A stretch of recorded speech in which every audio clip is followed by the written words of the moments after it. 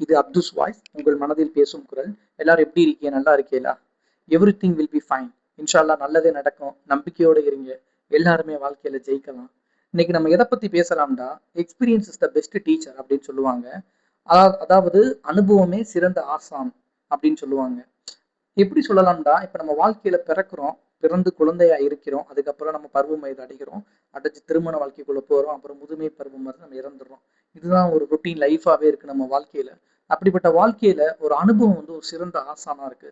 தியரிட்டிக்கலா நம்ம படிக்கிறோம், ஆனா அதை ப்ராக்டிக்கலா அப்ரூவல் பண்ணும்போது மட்டும்தான் நம்ம வாழ்க்கையில நம்மளால ஜெயிக்க முடியுது. இப்ப நம்ம குழந்தையா பிறக்கிறோம், குழந்தையா பிறந்த உடனே நம்ம ஒரு 3 வயது 2 வயது அடைந்தவுடன் நம்ம என்ன பண்றோம், நடக்க ஆரம்பிக்கிறோம்.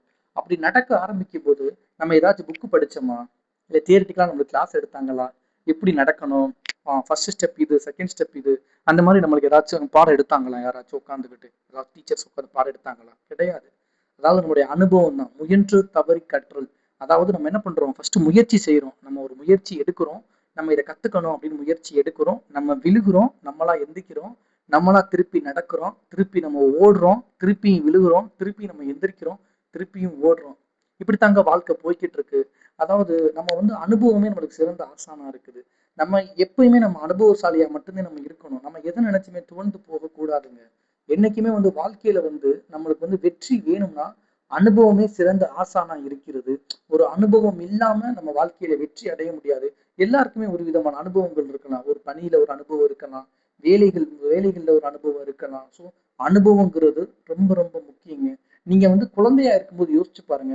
இப்ப எனக்கு எதுவுமே தெரியல, எனக்கு எதுவுமே வரல அப்படின்னு நீங்க சொல்லி நீங்க புலம்புறீங்கன்னா, நீங்க குழந்தை பருவத்துல இருக்கும்போது யோசிச்சு பாருங்க. உங்களுக்கு யாருமே சொல்லி கொடுக்கலங்க.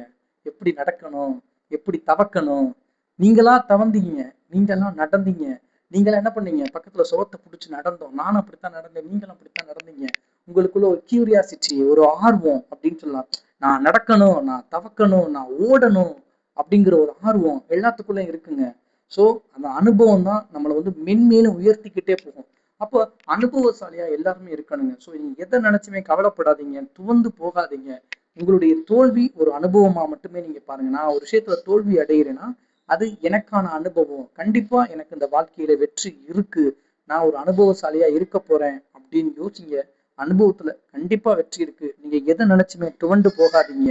இன்ஷா அல்லாஹ் எவ்ரிதிங் வில் பி ஃபைன். எல்லாமே நல்லதாவே நடக்கும். கண்டிப்பா நம்பிக்கையோட இருங்க. கண்டிப்பா எல்லாரும் வாழ்க்கையில ஜெயிக்கலாம். இதை நினைச்சு கவலைப்படாதீங்க. வெற்றி எல்லாருக்குமே இருக்கு. தோல்வியை அனுபவமா எடுத்துக்கங்க, ஒரு பாடமா எடுத்துக்கங்க. எதை நினைச்சும் கவலைப்படாதீங்க, துவண்டு போகாதீங்க. கண்டிப்பா எல்லாருக்கும் வெற்றி இருக்கு. கண்டிப்பா ஜெயிக்கலாம். Okay, thank you all. இது அப்துஸ் வாய்ஸ், உங்கள் மனதில் பேசும் குரல். நம்பிக்கையோடு இருங்க. Take care all of you. Thank you all.